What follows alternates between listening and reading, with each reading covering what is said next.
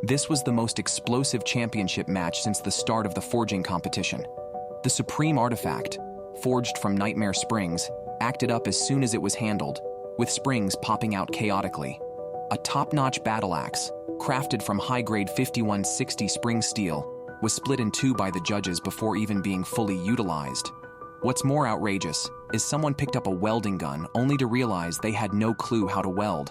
Such a heroic scene was reminiscent of the resilience of those two springs.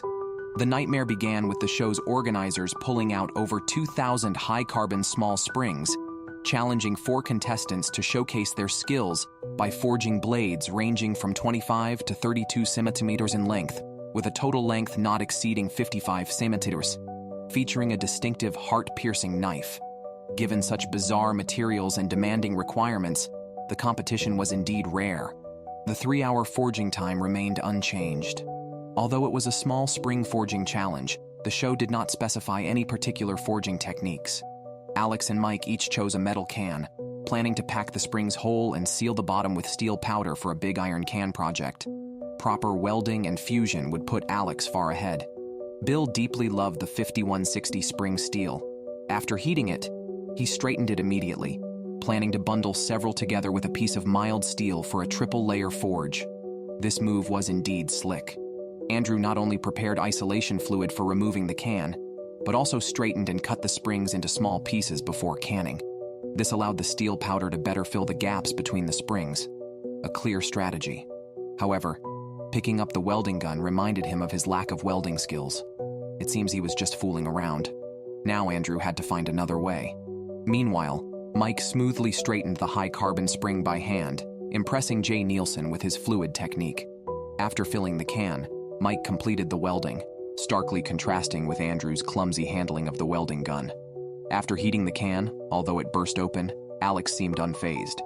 He heated it again and forged it once more, then cut away the cracked section to check the fusion, which was impressively solid and ready for shaping into a knife blade. Andrew tightened the spring steel, cleaned its surface, and hammered it flat, ready to sandwich it with mild steel for a triple-layer forge. This bold move with the spring steel was indeed daring but somewhat problematic in welding. Of course, when it comes to the top, it has to be Bill. Bill tightly bundled the spring steel, much like a big stool. He even straightened and welded the springs, claiming the steel just wasn't enough without fusion. Mike, after cutting open the iron can, found not only a lack of fusion, but could even see the springs hanging on the billet. Normally, competitors would restart in such a situation, but Mike opted to forgive it with a press machine after annealing. While the judges discussed his cracked pieces, the billet impressively fused together. Good heavens, the iron can wasn't fused, but a press machine saved it. A unique case in the entire competition. Although Andrew's blade was a bit thin from forging, it was sufficient for quenching after fine grinding. As for Mike, after elongating the billet, he directly hammered out a blade shape. He just needed to press the knife base a bit more before quenching. With the final 45 minutes, Alex was the first to complete the quenching of his blade. Although slightly bent, it seemed a grinder could easily fix it. Meanwhile, Bill had just prepared the spring steel for a double hammering into the soft steel. A rather slick move, but time was running out. In the last 5 minutes, Andrew and Mike proceeded with their quenching one after another. Bill also had to rush as time was up. The first round ended, and the 4 contestants faced the first round of judging with their small spring-forged knives. First was Alex's recurved Bowie knife. The style was very appealing, and aside from being a bit rough, the judges, including the old man with a white beard, were quite satisfied. Next was Mike's modified spear-point dagger. Doug Markida liked the knife design. It would have been better if it was a bit more refined. Andrew's teardrop-tipped recurved Bowie, although not welded, was still hammered into existence. Finally, Bill's spear-point Bowie knife showcased 3 prominent spring steels, earning expert nods. Even Jay Nielsen found the springs bouncing out when he touched the blade. The outcome was clear. Bill could take his spring-bouncing knife home for dinner. The remaining 3 advanced to the second round to continue making knives. This round, the guys needed to adjust flaws and assemble the handles. After completion, the knives were handed over to the judges for high-intensity testing. The 2-hour work period started. Mike planned to first fine-grind the slightly rough blade until it was as shiny as one would expect, and then he would confidently assemble the handle.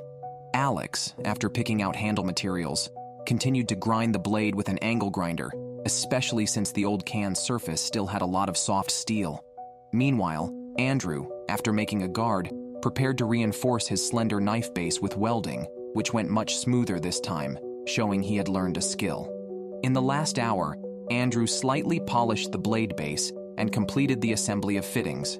Now, only the final fix was needed before he could adjust and shape it. Alex drilled a piece of solid wood to use as handle material and secured it by flattening it with a hammer after heating it with a blowtorch. Mike chose antler and soft steel for his handle fittings and was somewhat incredulous at how smoothly the assembly went. Time was up, and the second round of challenges ended. The first test was Doug Markaida's sharpness test on a leather sandbag. Alex's stylish knife went first and performed exceptionally well, earning high praise from Doug Markaida. Next was Mike's stylish knife, which was also quite fierce and felt good in hand.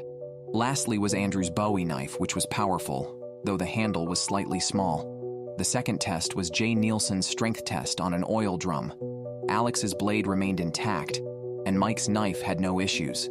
Andrew's knife had slight scratching. After 2 rounds of testing, the judges decided to eliminate Andrew since his blade was the only one damaged after the hardness test. Finally, Mike and Alex advanced to the final 3rd round. The two would return home to forge a knight's axe, a battle artifact best suited for penetrating enemy armor in the military.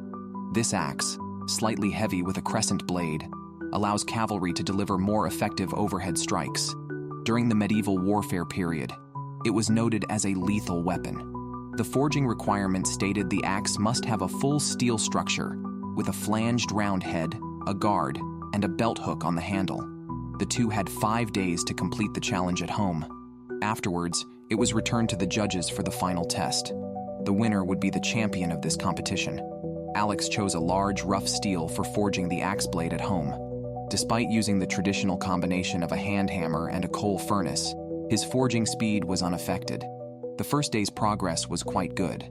Mike not only forged a flat piece of steel, but also started making the back hammer with the help of a power hammer. His speed was indeed a bit fast. The next day, Alex formed the axe shape and planned to expand the blade, but cutting both sides did not work well and even deviated the original axe shape. So he directly cut off the flawed part to reforge. This is the stubbornness of a craftsman. On the 3rd day, Mike forged an integral handle and immediately completed the quenching. The axe handle quenching was quite meticulous. Then he welded a belt hook to secure the axe blade. On the 4th day, Alex finally forged the blade and completed the assembly. After confirming there were no errors, he quenched the front and back parts separately. The pot quenching was very meticulous and the results were excellent. He even tested the strength with a steel plate, which was quite impressive. On the last day, Mike sawed off the excess wood handle material and completed the assembly of accessories. Unlike Alex, he tested with a piece of wood, which also performed well. 5 days later, both returned to the competition with their axes. Mike's knight axe was forged from 5160 steel and looked quite stylish. Alex's knight axe was forged from 4140 bearing steel with a nice leather handle. Both axes looked very handsome. Which one was stronger? First was Doug Markaida's practical test chopping a dummy, but since Doug Markaida's hand was injured, his assistant did the cutting. Mike's knight axe went first. The back angle was very effective, and the blade performed well overall. Next was Alex's knight axe, which was a bit more ferocious. Its excellent balance made it more formidable in combat. Then came Jay Nielsen's favorite, the ice-chopping strength test. This hellish test was back, and it can be said that it was a tough test for both.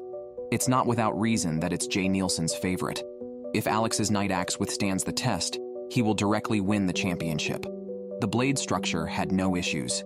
Congratulations to Alex for winning this competition's championship.